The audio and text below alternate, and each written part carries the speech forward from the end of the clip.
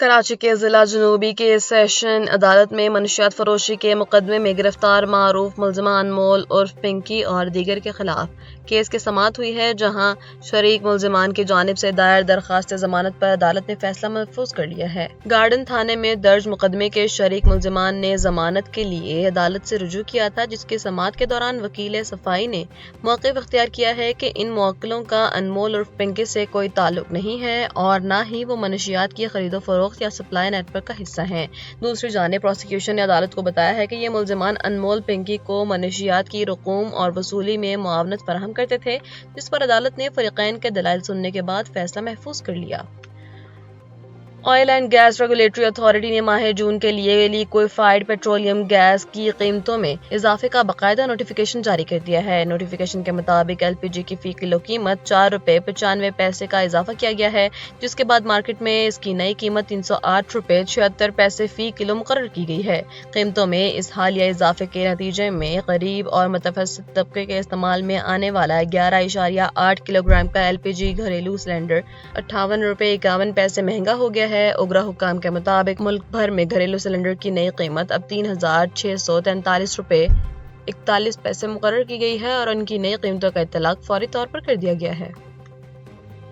आइंदा माली साल 2026-27 के बजट के लिए चारों सूबों के सालाना तरक्याती प्रोग्रामों का मजमूई हजम 3,138 अरब रुपए तजवीज़ किया गया है, जिसमें तरक्याती अखराजात में नुमाया इजाफे का इम्कान है। बजट दस्तावेजात के मुताबिक पंजाब 1450 अरब रुपए के बजट के साथ पहले नंबर पर है, जिसमें 1306 अरब मकामी वसाइल और 144 अरब रुपए गैर मुल्की इमदाद से हासिल होंगे। दूसरे नंबर पर सूबे सिंध है, जिसके लिए 816 अरब रुपए का तरक्याती प्रोग्राम तजवीज़ किया गया है। इधर खैबर पख्तूनख्वा के लिए 564 अरब रुपए जबकि बलोचिस्तान के लिए 308 अरब रुपए का तरक्याती बजट रखने की सिफारिश की गई है। मजमूई तौर पर चारों सूबों के तरक्याती प्रोग्रामों में मकामी वसाइल का हिस्सा 2,478 अरब रुपए और गैर मुल्की इमदाद का हजम 660 अरब रुपए तजवीज़ किया गया है।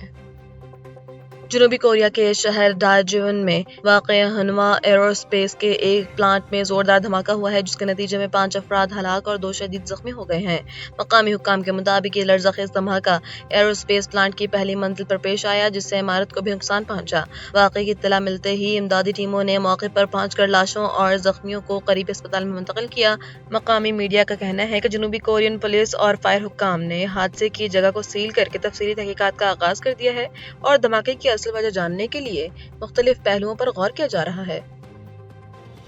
अमेरिकी सदर डोनाल्ड ट्रंप ने ईरान के साथ मुमकिन मुआहदे के हवाले से अहम बयान जारी करते हुए कहा है कि तेहरान वाकई मुआहदा करना चाहता है और जो भी डील तय पाएगी वो अमेरिका और उसके इत्तेहादियों के लिए फायदेमंद साबित होगी। अपने social media platform truth social पर जारी बयान में सदर ट्रंप ने अपनी पॉलिसियों पर तनकीद करने वाले सियासी मुखालिफिन को आड़े हाथों लेते हुए कहा कि मुखालफत के बावजूद वो अपना काम सही तरीके से कर रहे हैं और आखिर में सब कुछ ठीक हो जाएगा। दूसरी जानिब उन्होंने अमेरिकी नशरियाती इदारे CNN की रिपोर्टिंग को फेक न्यूज़ करार देते हुए इस दावे को मुस्तरद कर दिया है कि मुजव्वज़ा मुआहदे में जौहरी प्रोग्राम का जिक्र नहीं है। ट्रंप ने वाज़ेह किया है कि मुआहदे में सख्त शराइत के साथ ये साफ दर्ज है कि ईरान कभी जौहरी हथियार हासिल नहीं करेगा और इस डील का बड़ा हिस्सा दरअसल जौहरी मामलात पर ही मुश्तमिल है।